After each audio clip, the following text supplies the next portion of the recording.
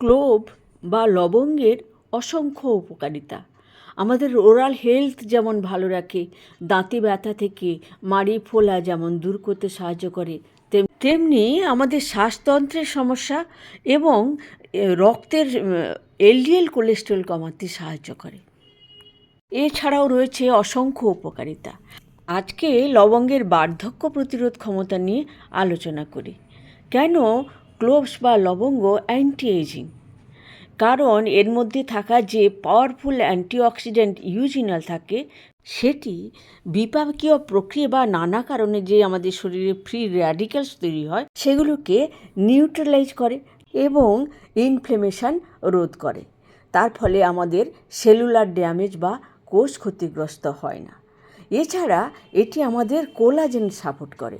আমাদের ত্বকের নিচে বা আমাদের যেখানে যেখানে কোলাজেন আছে সেই কোলাজেনকে রক্ষা করে এবং কোলাজেন সিনথেসিসে সাহায্য করে।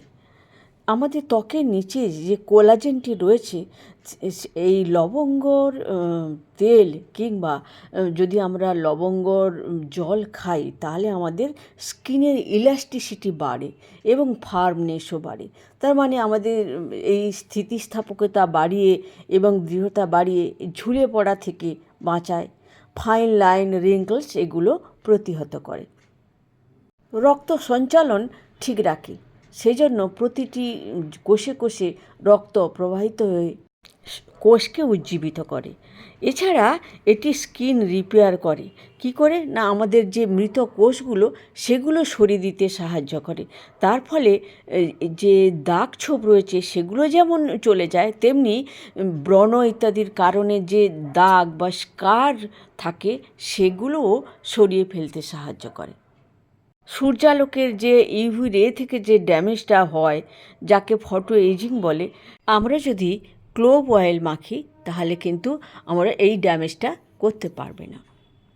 আমাদের ত্বক থাকবে দাগমুক্ত এবং উজ্জ্বল ও রিঙ্কলসবিহীন। বাড়িতেই আমরা এই তেলটা বানিয়ে নিতে পারি। একটা ক্যারিয়ার অয়েল, সেটি আমন্ড অয়েল হতে পারে কিংবা পিওর কোকোনাট অয়েল হতে পারে।